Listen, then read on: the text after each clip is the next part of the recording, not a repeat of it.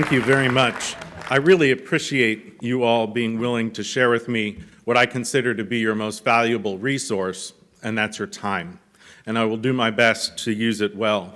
I grew up in this area. I grew up in Silver Spring, Maryland, and so coming back is nice for me because I'm now in Oklahoma City.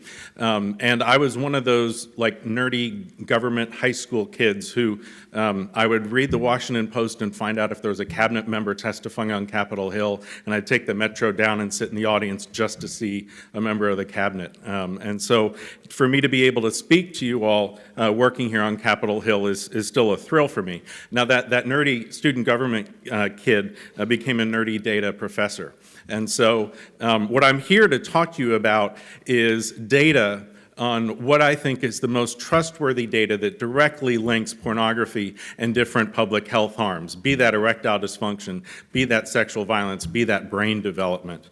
And I do this from a perspective of having worked 25 years to try to figure out how is it that we can prevent sexual violence.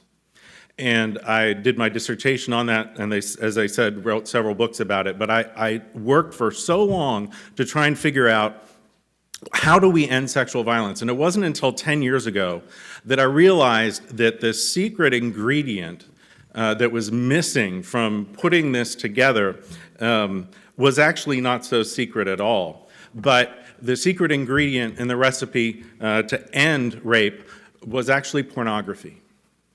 And I've studied that more and more ever since, because what I've found is that pornography has rewritten the sexual script for the millennial generation, and it is now rewiring the brains of the generation that comes after that. Now, today's pornography, as you know, it's not your father's Playboy magazine. Obviously, people can get to novel images that are infused with sex and violence on the internet at the drop of a hat. And you heard earlier, about 88% of the scenes in today's internet or in today's pornographic movies contain violence, usually by a man towards a woman. Well, I want to give you a follow-up to that research that is actually from the same study. If you take a look at what happens before and after certain things in pornography, it's fascinating. When someone is aggressive towards another, usually a man hitting a woman, when someone is aggressive or violent towards another in porn, 95% of the time, the exact same thing happens. Either that individual, usually a woman, responds with pleasure, or they have no response at all. So wrap your mind around that for a second. A man hits a woman. Almost all the time she likes it, or she just has no response. My biggest worry is, what is that doing to the 11-year-old boy who's watching that? He's getting the message, I guess she likes to be hit. What is that doing to the young girl who's watching this? Well, I guess if he hits me, I should like it. And unfortunately, that is what's happening. Now, you've heard a whole lot about what's degrading in pornography. I'm actually going to skip over that because I think we've heard a lot of that already, because I want to tell you a little bit about the brain. For a long time, what we did in the anti-porn movement was to say that pornography objectifies women. And it was a really good logical argument. And it still is a really good logical argument. But now we have data to back that up. And it comes from actually doing MRIs on men as they watch pornography. Look inside their brain. What areas are firing up when they're looking at porn? And when they look at porn, when men look at pornography, the parts of the brain, the areas of the brain that light up, that are active when they're looking at porn, are the parts of the brain that refer to objects, not to people. So we know from a database perspective that porn objectifies, because when men are looking at it, they're actually thinking of the individual on the screen as an object, not as a person. And why that is so insidious is that when we objectify someone, when we make them less than human, it makes violence against them so much more possible. So what's happening to the brains today of the millennial generation and those that come after it, and indeed some older people, is that the neural pathways are being rerouted. So what on earth are neural pathways? They're basically different lanes of traffic that go throughout the brain. One thing leads to another. I see a hamburger, I want to eat it. Okay, yeah, that goes together. Any number of things that get fused together. Well, the way that our brains start out is at a certain age, you see someone, you find them physically attractive, you find them sexually attractive, you want to be with them. Well, what's happening now is as teens and people in their 20s and all of these folks watch more and more porn, their brains are rerouted to no longer prefer people, but to prefer pixels. And what high-speed internet pornography has done is it's given them so much novelty, so many different images to look at, so many supranormal stimuli that the brain can't handle it. Okay, so it actually changes. It changes its form to adapt to their environment. And there's actually, and that happens with more and more porn use, of course. There was a recent experimental study done, which is how you determine cause and effect, of course. And what they found was that men who were exposed to pornography, they were unable to delay gratification, and not just sexual gratification, just all over the map. They became in tune to being able to press and click for the reward. In the case of pornography, obviously, that you would know what that would be. But just in general, and as a life skill, they lost the ability to delay gratification. They also had problems with their short-term memory, where that slowed down, where they no longer were able to process as many things in their short-term memory. So there are more harms than just to sexual functioning and otherwise. Well, obviously, my primary expertise is in sexual violence. And I want to tell you a little bit about the research on the connection between sexual violence and pornography. There are right now 100 studies that have shown direct connections between pornography and violence. There are now over 50 studies drawing a direct link between pornography and sexual violence. Not one, not two, nothing, over 50. And the same results keep occurring, whether these studies are correlational, whether they're cross-sectional, experimental, longitudinal, no matter really what method we're using. Find over and over again a direct link between pornography and sexual violence. Now, please don't mishear me. Everybody who watches porn doesn't commit rape. But there is a direct link, and I'm going to unpack that a bit.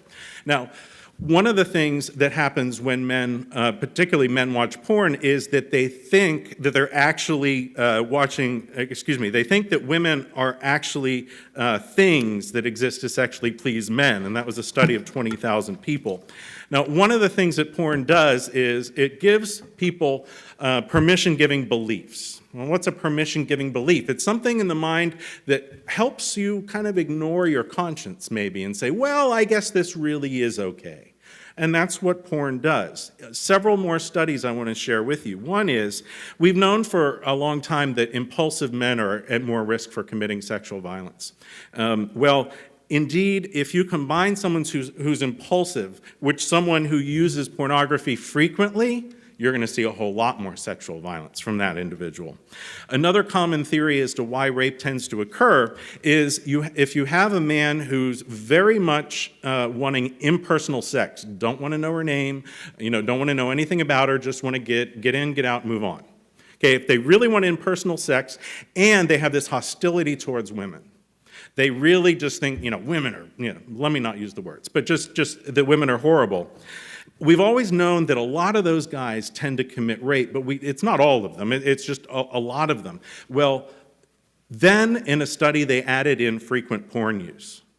And it then became an if and when condition. So in other words, if someone is into impersonal sex, hostility, and if they're frequent porn users, then they are much more likely to rape.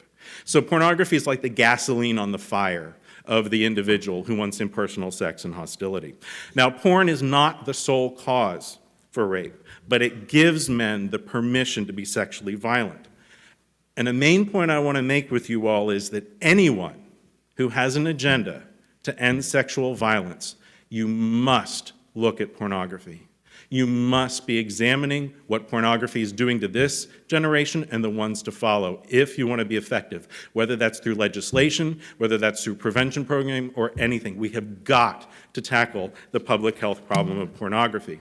Now, you've heard a bit about sexual dysfunction. Here's the interesting thing I want to tell you about that. In the 40s, less than 1% of men had erectile dysfunction, and these are men under 30, by the way, which is how one would expect. Not many men under 30 would have erectile dysfunction. And then in 1992, it rose to 7%, more porn's available. After the internet, high-speed access, 33% of men under 30 have erectile dysfunction. We don't really need to wonder too much about what's going on here. Another study found that erectile dysfunction doubled in the military in the last 10 years. And in fact, if men are addicted to porn, well over half of them have erectile dysfunction. And they have erectile dysfunction with a person, but not with porn. So I get the question every once in a while, well, haven't you heard about this study that showed that porn and sexual violence aren't connected? Well, okay. You know, in the land of social science research, what do we function with? We go with the weight of the evidence, okay? We go with probabilities. And that's what we have. We're not chemists. Some days I wish I were a chemist. You know, it's like mix this and this, it's always going to turn out the same way. People aren't like that, but we deal with probabilities. Well, what I want to explain to you is the odds, the collective odds that 50 studies against pornography that have shown a decrement, what are the odds that pornography and sexual violence really aren't connected? What about all these 50 studies that have shown that? What are the odds that they're wrong? Well, here's the odds that they're wrong.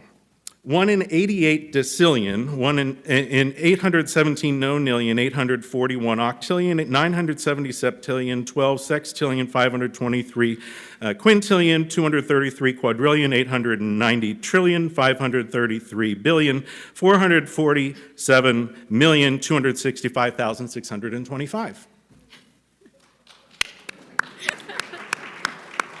So you can go with the weight of that evidence, or you can deceive yourself.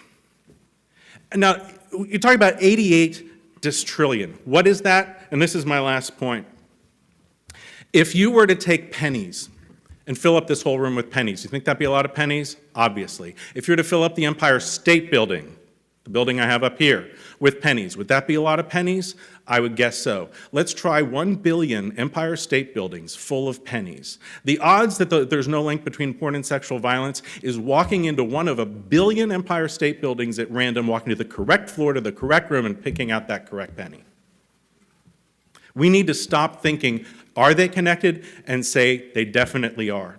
And we also know that pornography is directly implicating sexual violence all over the place. And what I really want to ask you to do is to start to look at this as a nationwide, in fact, a worldwide public health issue, because it is.